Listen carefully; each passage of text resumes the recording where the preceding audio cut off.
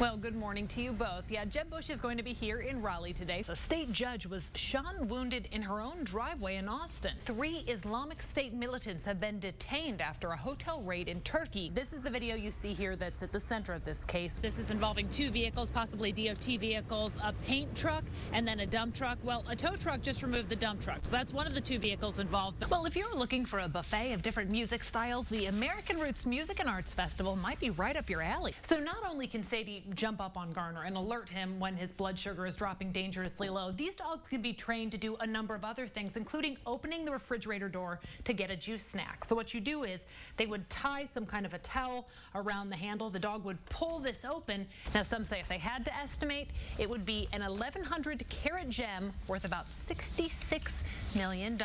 Maybe Deep Santa pockets. Claus will bring it, huh? Deep pockets to pay for it and carry it. That's Yes, a big one. it really was. Can you imagine that on your hand? Goodness. All right, Batman fans, you might want to consider making a trip to the Big Apple at least sometime soon, because this 1960s Batmobile is on display right now at the New York Historical Society. It's part of an exhibition called Superheroes in Gotham. This is actually one of 3 cars used in the Batman TV series. The car was used to promote the show. It is on loan right now from a New Jersey car collector. Very shiny. That it is. Well Have you gotten preserved. that theme song out of your head yet from earlier, Steve? Yes, I did. Is it back in there now? Yes, it is. Good. Okay. Just checking. You're welcome. Yeah, we had this story in our last hour, and Steve said, "No, I'm not listening." But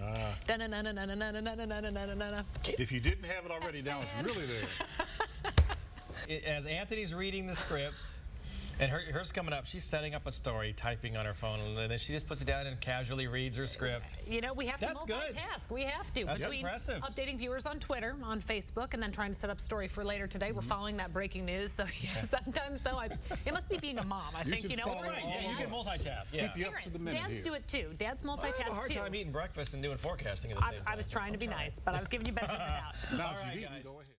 Well, a minute before 9 right now on this Sunday, November the 22nd, 49 degrees and kind of overcast outside. I'm Anthony Wilson. I'm Caitlin Canute. You know, you hear 49 degrees and think, oh, it's not so bad for a low, but this is really about as warm as it's going to get today, right? Not going to warm up much, maybe Yeah. a degree or 2, and that's about it. Thank you, Steve. Some tough talk from President Obama this morning. That's right, the commander-in-chief vowing to destroy ISIS. His comments came overnight. Meanwhile, Russia's counterterrorism agency says it has raided the hideout of armed militants allied with the Islamic State group. 11 of them were killed. This all happened in a northern part of the region, which recently has become fertile ground for Islamic State propaganda and recruitment. Russia has intensified its airstrikes against ISIS in retaliation for the bombing of its passenger plane in Egypt. The U.S. Embassy in Belgium this morning is urging Americans in that country to stay indoors at home. This all comes as the threat alert for Brussels is now at its highest level.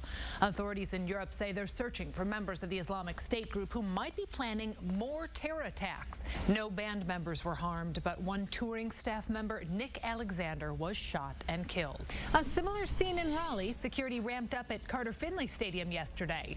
Before the game, nearly 60,000 State fans faced a team of security who had the terror attacks on their minds.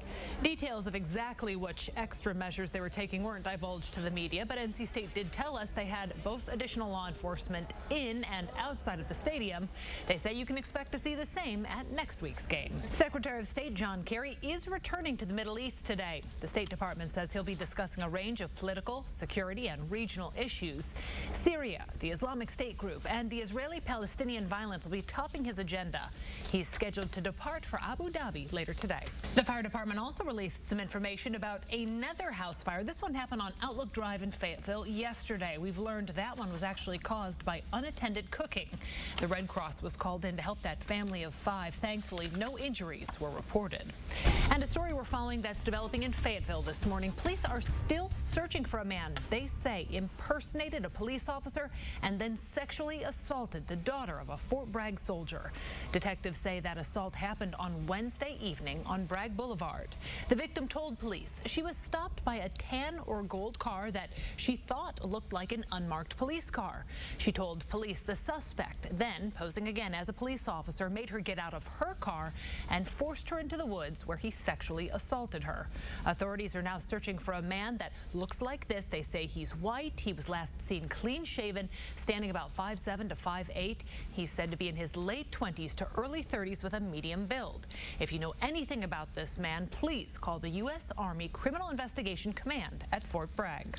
And then my former stomping grounds, the Midwest, really got pounded with snow this weekend. The conditions residents are faced with now as the storm's finally moving out. Nothing like that here, at least, Steve. Well, good morning, John. I just checked back in with Raleigh Police, and they say this investigation is still ongoing. In fact, look behind me. You can see detectives still here on the scene gathering clues. But let me tell you what's going on here. This is the Briar Creek here in Raleigh. So the accident that John mentioned appears to be right here at the edge of the building. You see that car there with a flashing light. It's been damaged on the front end of that car. We don't know how this is tied into the shooting, only that it has looked like this ever since it happened last night about 10:40. Take a look at some video shortly after it happened. You heard John say we were here on the scene right after it happened. We broke this news.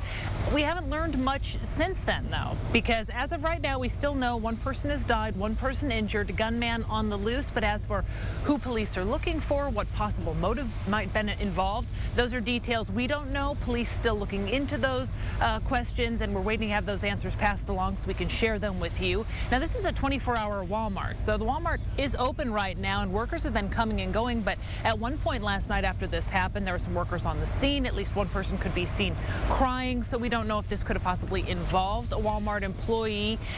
Those employees we tried to talk to said they were unable to comment, so we're still trying to gather information and pass that along to you. Stay tuned here throughout the morning. We'll be passing along live updates every half hour, and then if anything should break, we'll definitely post that online, abc11.com, or on our mobile app. If you haven't downloaded it, this is a great time to do so to stay up to speed on breaking news like this. Reporting live from the Walmart in Briar Creek, Caitlin Canute, ABC 11 Eyewitness News. Good afternoon, Barbara. Yeah, we were hoping that we would catch a glimpse of him as he was leaving this main entrance here at the prison. Unfortunately, that didn't happen, and we weren't alone. There were also some disappointed supporters who traveled a long way for that moment.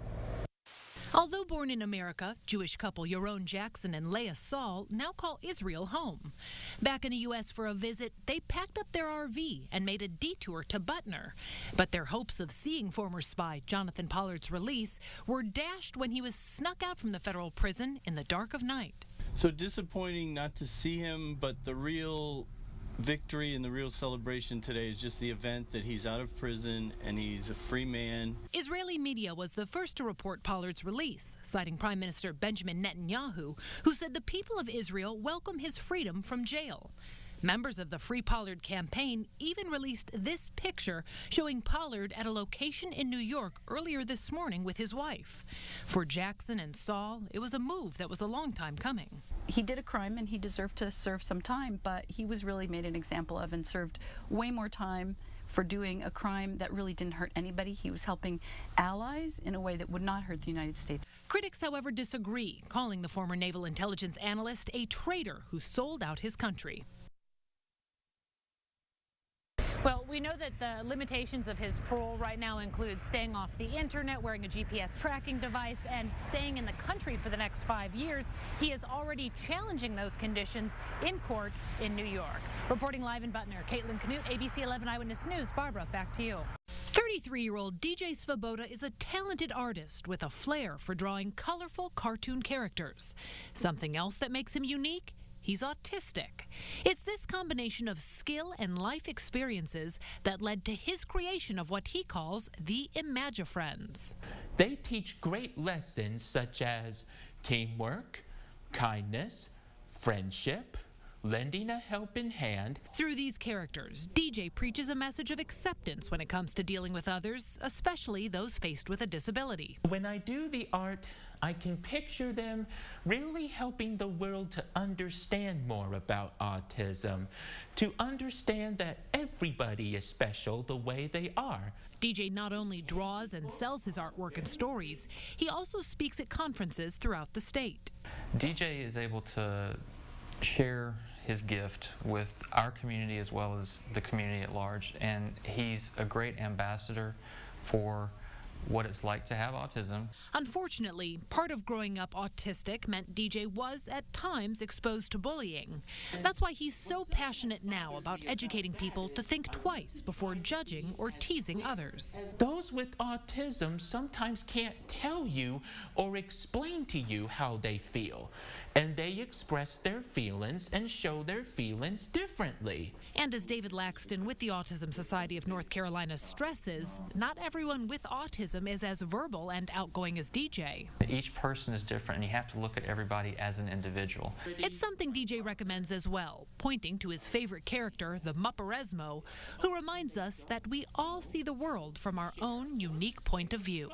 In Raleigh, Caitlin Canute, ABC 11 Eyewitness News.